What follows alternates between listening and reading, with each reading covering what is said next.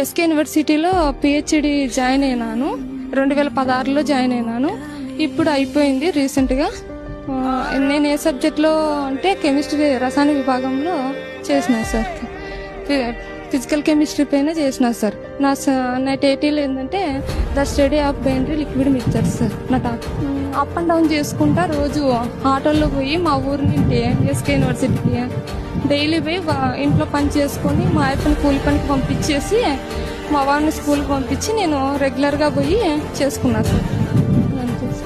PhD స్థాయికి ఎదుగుతావని నువ్వు అనుకున్నావు? అసలు అనుకోలేదు సార్. నా పేదరికంలో నేను ఎదగలేను సార్ అసలు. అయినా పట్టుదలతో అట్లనే దేవుడే నాకు సాయపడినాడు, అందుకు ఎదిగినా సార్. అంతే, నాకు ఎవరు సాయపడలే, దేవుడు సాయపడినాడు. నా కష్టానికి ఫలితం అవుతున్నాడు. అంటే మా ఇంట్లో అందరూ ఎవరు చదవలేదు సార్. నేనే చదువుకోవాలనుకున్నా. నాకు అంత కొంత చదువు వచ్చు కాబట్టి